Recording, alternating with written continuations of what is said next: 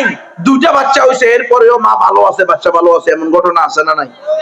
তো অ্যাভেলেবেল আছে। আজ থেকে 50 বছর আগে সিজার হইতো? হ্যাঁ, আমি আমার মায়ের সন্তান, আমরা হইলাম 12 জন, 6 ভাই 6 বোন। মারা দিয়ে গেলাম, বিয়ে হয়েছে কত বছর বয়সে? গোবর টোকাইতে গেছি, যে ওখান থেকে ধরে আইনা বিয়ে দিছে, 3 মাস পরে বুঝছি বিয়ে হয়েছে। এরপর থেকে একটার পর একটা ছেলে মেয়ে হয়েছে। তোরা 12 জন আসস, 2 জন আগে নষ্ট হয়েছে, এরপরে 4 জন মরছে, এখন কয়জন আছে? 8 জন আছে, 5 ভাই 3 বোন। সিজার কয়টা হয়েছে? একটাও সিজার হয়নি। তো মা মারা গেছে 90 বছর বয়সে, 80-90 বছর বয়সে, সাধারণভাবে অসুস্থ হয়ে মারা গেছে। আল্লাহ তাকে জান্নাতের আরাম মাকাম দান করে। তো 18 বছর পর্যন্ত না বলে শিশু। তাহলে ফেনী দাগন মিয়া ক্লাস 5 এর মেয়ের পেটে এই প্রাইমারি স্কুলের হেডমাস্টারের যার সন্তান কেমনে আসে? কুমিল্লা 14 গ্রাম, আপনাদের তো 14 গ্রাম নাকি? বাঁচে গেছেন। 14 গ্রামে ক্লাস 6 এর মেয়ের পেটে প্রাইভেট মাস্টারের যার সন্তান পাওয়া গেছে। কেমনে? শিশু। মানে অবৈধ কাজের উপযুক্ত, বিবাহের অনুপযুক্ত। এটার নাম গণতন্ত্র। এই আইন করছে গণতন্ত্র। ইসলামে আইন নাই। ইসলামে বাবা মা নিজের মেয়েকে, নিজের ছেলেকে ছোট থাকতেও বিয়ে দিতে পারে, বিয়ে করাইতে পারে। কথা কস নাকি? নাবালিকা অবস্থায় বাপ মা বিয়ে দিলে বিয়ে হবে কি হবে না? 100% হবে, কোনো সমস্যা নেই। হ্যাঁ, নাবালেগ হইলে, একবারে অবুঝ শিশু হইলে, তখন তারা বড় হইলে তাদের কি থাকবে? অনুমতি থাকবে। তারা চাইলে বিবাহ রাখতে পারে, না চাইলে নাও রাখতে পারে। কিন্তু যে আকেলা হয়ে গেছে, বালেগা হয়ে গেছে, তার বিয়ে হবে কি হবে না? বতরিকা আওলা হবে। ও অবৈধ কাজের জন্য ফিটফাট, কিন্তু আল্লাহর ফরজ বিধান হালাল তরিকা বিয়ে দিলে এটা কি?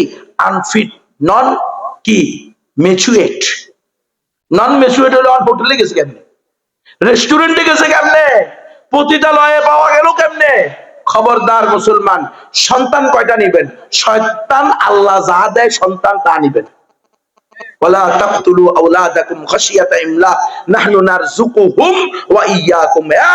আমার বান্দা বান্দিরা, দারিদ্রতার ভয়ে খাওয়াবো কি, মানুষ করব কিভাবে, এই ভয়ে সন্তান কম নিবা না। আল্লাহ যা দেয় তা নিবা। খাওয়ানোর মালিক, মানুষ করার মালিক কে? আপনাদের মানুষ করছে কে? তাহলে আপনার মেয়ের ছেলেকে মানুষ করবে কে? আল্লাহ। আপনি কি সিজারে আসছেন দুনিয়াতে? তাহলে আপনার মেয়েকে সিজার করার জন্য বাধ্য করেন কেন? আপনার বউ কি সিজারে আসছে দুনিয়াতে? তো এখন আপনি যে জামাইকে, আপনার বউলে একেবারে সবচেয়ে বেশি নষ্ট হইলো শাশুড়ি আম্মারা। আমার মন চায় শাশুড়ি আম্মারিতে জিজ্ঞেস করি, এই এই শাশুড়ি আম্মা, ডিস্টার্ব শাশুড়ি আম্মা, আপনারা কি সিজারের মাধ্যমে দুনিয়াতে আনছে? তো আপনি এখন আপনার মেয়েরে সিজার করতে কোন কেন? আর 2 নম্বর নষ্ট হয়ে যান আপনারা শ্বশুর আব্বারা।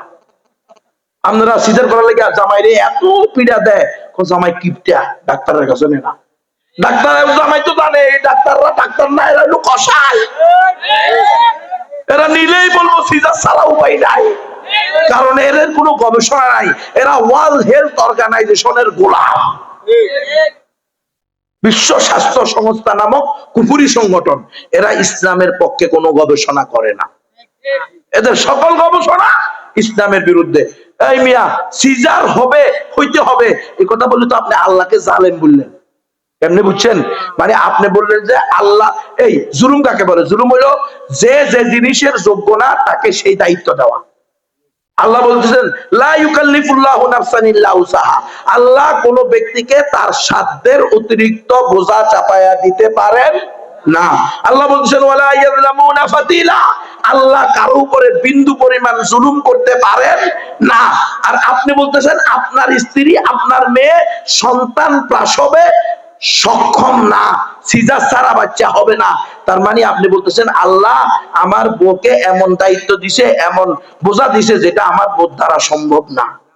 তাহলে আপনি আল্লাহরে জালেম বললেন না? এই মুসলমান কয় হুজুর এটা ডাক্তাররা বলছে উল্টে গেছে, কাটিয়ে গেছে, সিধে গেছে। বেটা, বাচ্চা উল্টে থাকবো, কাটিয়ে থাকবো। বাচ্চা আসার কথা 10.5 মাসে, এখন হয়েছে হলো মাত্র 8.5 মাস। ও 8.5 মাসে পজিশনে আসবে কেন? বুঝেন না মনে হয়?